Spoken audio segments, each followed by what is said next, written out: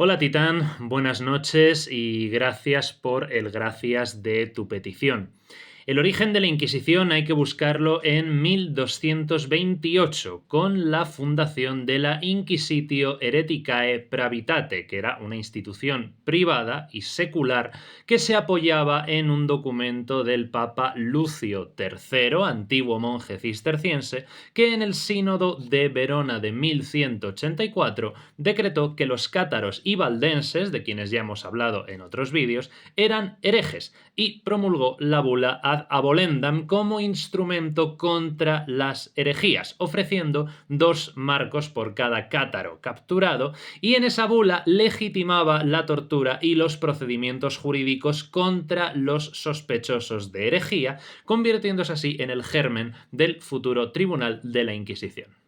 Este tribunal, en manos de los obispos, tomó cuerpo durante el Concilio de Tolosa de 1229 y Robert Le Boucre, un dominico que antaño había abrazado el catarismo, se convirtió en el primer inquisidor documentado en 1235. Esta primera Inquisición, en sus orígenes, solo actuó en las regiones en las que el catarismo había alcanzado una mayor difusión, pero en 1231 el Papa Gregorio IX le dio un carácter general y la convirtió en la llamada Inquisición Pontificia, que puso en manos de la Orden de Predicadores, los dominicos, fundada por Santo Domingo de Guzmán. Los numerosos excesos cometidos por los frailes dominicos motivaron que en 1237 se les unieran los franciscanos, con el único fin de atemperar la violencia desatada por los primeros. El mismo Gregorio IX tuvo que moderar el celo de los inquisidores dominicos, disponiendo que cada inquisidor dominico tuviera a su lado un colega franciscano, en sus palabras, a fin de que la dulzura de este último temple la demasiada grande severidad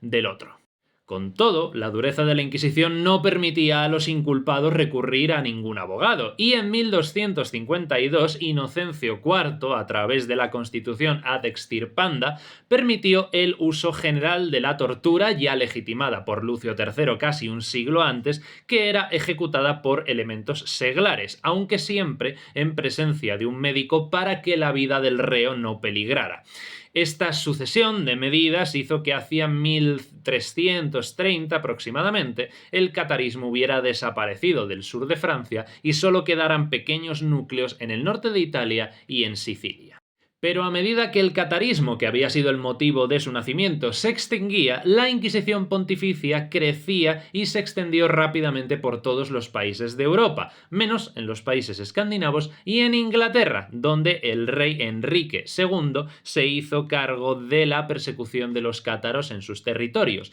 y en su época, en el siglo XIV, la Inquisición inglesa solo actuó en una ocasión, y fue para aniquilar a los templarios. El desarrollo de la Inquisición en España es peculiar, es un caso aparte porque no persiguió tanto las herejías como a los judaizantes y también tenía una función claramente política. Pero la Inquisición se estableció con fuerza en España, en Francia, en Alemania o en Italia, mientras que en otros países como Hungría o, ya mencionado, en Inglaterra, tuvo poca relevancia, y emprendió desde sus inicios la persecución de los herejes cátaros y de otras creencias que fueron castigadas a morir en la hoguera. De hecho, en 1238 un decreto del emperador de Alemania establece que los herejes sean arrojados al fuego. En 1481 se celebra en España el primer auto de fe y 6 personas mueren quemadas en la hoguera, y en 1517 la Inquisición Apostólica se instala en América, comenzando los primeros procesos en 1521 y el primer auto de fe en 1523.